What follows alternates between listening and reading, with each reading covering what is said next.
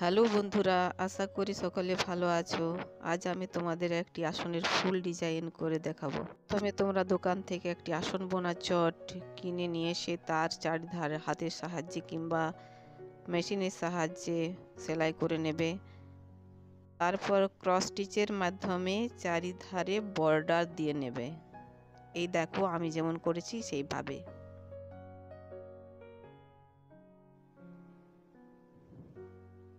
এইভাবে তারপর আসনের মধ্যে স্টিচ দিয়ে কিছু বক্স বানিয়ে নিতে হবে। ওই বক্সের মধ্যে আমরা একটি করে ফুল ডিজাইন তুলব। প্রথমে বাঁ হাতে আসনটি ধরে বাঁ দিকের কোণায় 4টি করে ঘর একসঙ্গে তুলবে, তাহলে একটি বক্সের মতো হবে। তারপর ওই বক্সের ডান দিকের কোণাতে আবার 4টি ঘর তুলবে, তার ডান দিকে আবার 4টি ঘর তুলবে, তার ডান দিকে আবার 4টি ঘর তুলবে। এভাবে পরপর 4টি কোণাকুনি বক্স হবে। আবার সেখান থেকে বাম দিকে আবার 3টি হবে, আবার ডান দিকে 3টি, আবার বাম দিকে তার 3টি। এভাবে তোমাকে জিগজ্যাগ পদ্ধতিতে পুরো আসনটি আগে বুনে নিতে হবে।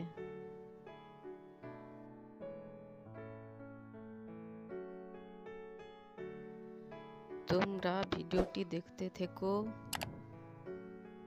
অবশ্যই বুঝতে পারবে।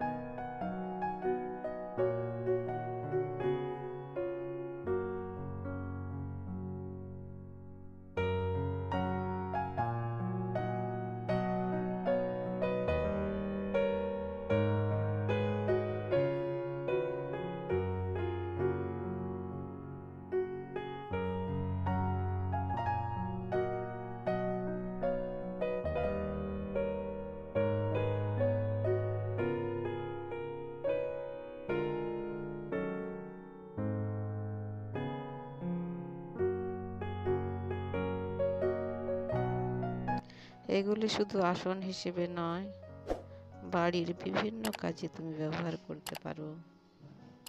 যেমন বাড়ি সাজানো বা ব্যাগ তৈরি করতে পারো, পার্স তৈরি করতে পারো। এছাড়া নানা রকম আইডিয়া করে বানানো যেতে পারে।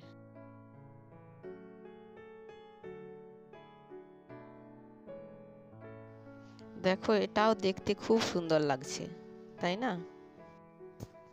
প্রথমে বক্স আকৃতির মধ্যে কোন জায়গা মাঝ হবে বা কেন্দ্র হবে তা দেখে নেবে।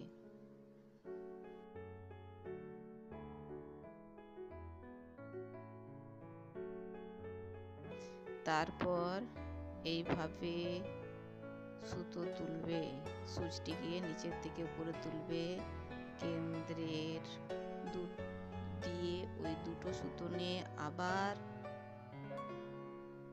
স্টিচের ক্রস স্টিচের পাশে সুতোতে এভাবে তুলবে, আবার কেন্দ্রের মাঝে সুচ নিয়ে ক্রস স্টিচের পাশে সুতোতে এভাবে তুলবে।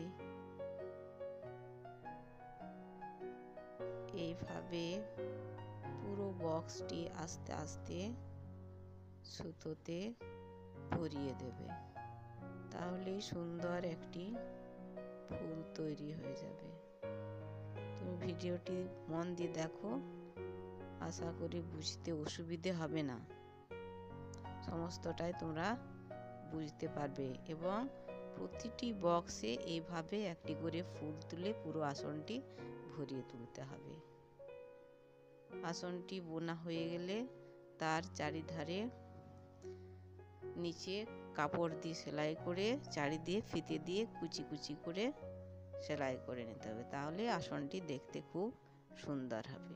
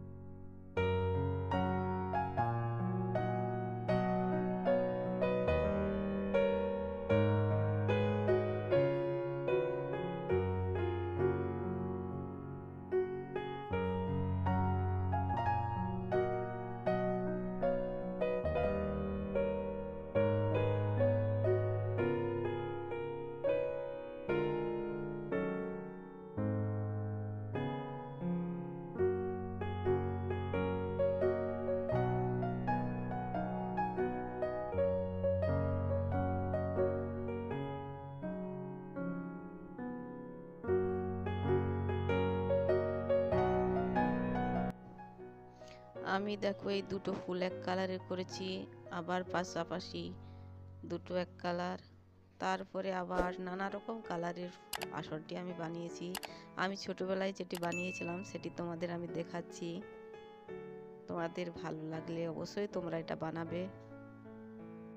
আর ভিডিওটি দেখার জন্য তোমাদের অনেক ধন্যবাদ।